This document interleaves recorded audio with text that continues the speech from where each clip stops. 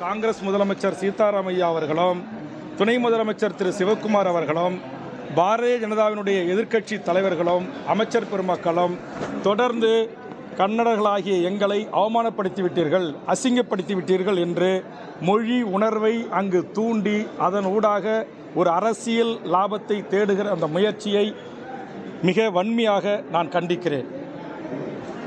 அதோடு அரசியல்வாதிகள் அந்த பணியை செய்தார்கள் என்றால் அடுத்த சில நிமிடங்களில் அங்கே இருக்கிற கர்நாடக மாநிலத்தில் இருக்கிற கன்னட அந்த ஃபிலிம் சேம்பர் என்று சொல்லக்கூடிய திரைத்துறையினரும் மிக கடுமையாக கமலஹாசன் அவர்களை எதிர்த்து தமிழர்களுக்கு எதிரான வக்கரமான வார்த்தைகளை வெளியிட்டிருக்கிறார்கள்.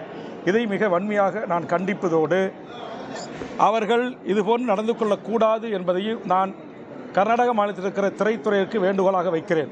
உங்களுடைய படம் KGF பகுதி 1 பகுதி 2 என்று இங்கு பல நாள் ஓடியது. நூற்றுக்கணக்கான கோடி வசூலை அது அள்ளி சென்றது. எங்கேயாவது தமிழர்களாகிய நாங்கள் அது கர்நாடகத்தைச் சேர்ந்த ஒரு சூப்பர் ஸ்டார் நடித்த படம், அந்த படத்திற்கு இப்பொழுது கொட்டி கொடுக்கிறீர்களே என்கிற கேள்வியை எந்த தமிழனும் இங்கு எழுப்பவில்லை. ஆனால் இன்றைக்கு கன்னட வேதிய கும்பல்கள் 300 கோடி ரூபாயை நீ இன்றைக்கு 3 மடங்கு சம்பாதிப்பதற்கு கர்நாடகத்தில் உன் படத்தை திரையிடுகிறாயா, நீ பகிரங்கமாக மன்னிப்பு கேட்கவில்லை என்றால் நீ தெருக்கோடிக்கு தான் செல்ல வேண்டும் என்று சொல்லி திரையரங்களை அடித்து நொறுக்குவது, அந்த பதாகைகளை கொளுத்துவது, கமலஹாசனை இழிவு செய்வது என்று கூறிக்கொண்டு ஒட்டுமொத்த உலக தமிழர்களின் தாய்மொழியான எங்கள் தமிழ் மொழியை அவமானப்படுத்துவதை ஏற்றுக்கொள்ள முடியாது. ஆக இந்த நிலை அங்கு தொடர்கிற ஒரு சூழலில் திரு கமலஹாசன் அவர்கள் கர்நாடக உயர்நீதிமன்றத்தை நாடிய போது உயர்நீதிமன்றத்தினுடைய நீதியரசர் ஒரு கர்நாடக மாநிலத்தைச் சேர்ந்தவர், அவர் தன்னை ஒரு கன்னடர்களின் பிரதியாக நினைத்து கொண்டு அரசியல் சாசன பிரிவுகளுக்கு நேர் மாறாக திரு கமலஹாசன் அவர்களை நீ என்ன மொழியில் அறிஞரா, வரலாற்று பேராசிரியா என்று கேள்வி எழுப்பி மிக கடுமையான சொற்றொடர்களை பயன்படுத்தியிருப்பதை நான் ஏற்கவில்லை, அதை நான் எதிர்க்கிறேன். இதை கர்நாடக உயர்நீதிமன்ற தலைமை நீதியரசர் அவர்கள் இந்த தீர்ப்பை ஏற்றுக்கொள்ளக்கூடாது. இதை ஒரு 3 அல்லது 5 கொண்ட நீதிபதிகளை கொண்டு விசாரித்து இரு மாநில எல்லையோர மக்களுக்கும் உயிர் அச்சத்தோடு பதற்றத்தோடு மேலும் மேலும் பதற்றத்தை உருவாக்குகின்ற கன்னட சினிமா துறையினர், கன்னட வேதிய கும்பல்கள், கர்நாடகத்தை ஆளுகின்ற அரசு, எதிர்க்கட்சிகளினுடைய இந்த அடாவடி அட்ராசிட்டியான அரசியலுக்கு முடிவெட்ட வேண்டும். அப்படி எட்டப்படவில்லை என்றால் உச்சநீதிமன்றத்துடைய தலைமை நீதியரசர் இதை சோமோட்டாவா என்று சொல்வார்களே, தன்னிச்சையாக இந்த வழக்கை விசாரணைக்கு எடுத்துக்கொண்டு இந்த இரு மாநில மக்களும் ஒரு பதற்றமில்லாத ஒரு சூழ்நிலை உருவாக்குவதற்கு முன்வர வேண்டும். இதையெல்லாம் நீதிமன்றங்களும் செய்யாது, ஒன்றிய அரசுகளும் செய்யாது, கர்நாடக அரசும் செய்யாது, தமிழக அரசும் இதை இதுவரையிலும் கடந்து செல்கிற சூழல் ஏற்பட்டால் நிச்சயமாக 1991 கர்நாடகத்தில் எப்படி தமிழர்கள் உடைமைகள் தீக்கரையாக்கப்பட்டனோ, உயிர்கள் பலியாகியதோ, பல தமிழர்கள் கிடைத்த அண்டா குண்டான்களை கையில் எடுத்துக்கொண்டு ஏதிலிகளாக என் இலங்கை வாழ் ஈழ உறவுகள் போல் அகதி வாழ்வை மேற்கொண்டு இந்த மண் ஒசூரை நோக்கி படையெடுத்து வந்தார்களோ அதுபோன்ற ஒரு சூழல் அங்கு உருவாகி கொண்டிருக்கிறது. இதை ஒரு காலத்திலும் அனுமதிக்க முடியாது. இந்த நிலை அங்கு நீடித்தால் தமிழர்களாகிய நாங்கள் காவேரி சிக்கல் வருகின்ற போது, முல்லைப்பெரியார் சிக்கல் வருகின்ற போது, பாலாட்டு சிக்கல் வருகின்ற போது தொடர்ந்து தமிழர்களின் எண்ணற்ற உயிர்கள் தான் பலியாகிறது.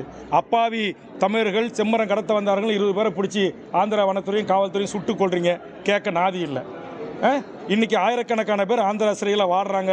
அந்த வழக்குகளில் அவர்களை விடுவதற்கு அந்த அரசுகளுக்கு மனம் இல்லை.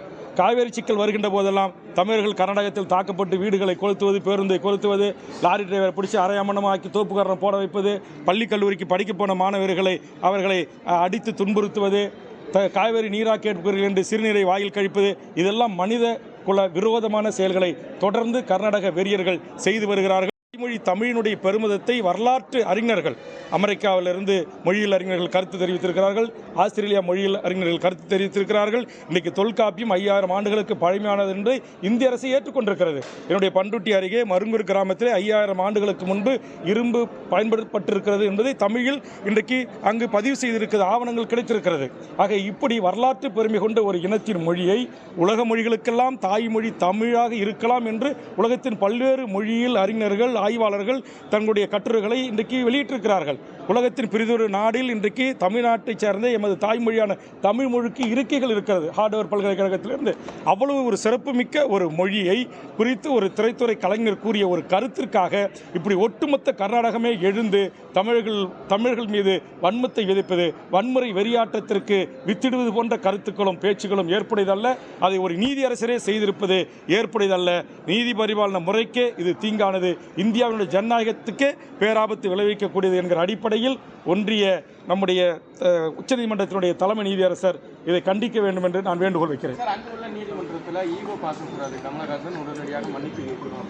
நான் கேட்குற கமலஹாசன் தன்னுடைய படத்தில் வர்ற காட்சி, பாடல் வரிகள், கதை அம்சங்களை குறித்து அவர் ஒரு கருத்தை அவர்கள் மனம் புண்படுபடுகின்ற வச்சிருந்தால் அதை நீக்கலாம், அதுக்கு வருத்தம் கேட்கலாம், மன்னிப்பு கேட்கலாம், தவறில்லை. ஆனால் இது தாய்மொழி தமிழிலிருந்து சில சொற்கள் சமஸ்கிருதம் சேர்க்கப்பட்டு தான் இன்றைக்கு பல மொழிகள் உருவாகி இருக்கிறது என்பதை கமலஹாசன் சொன்னார்.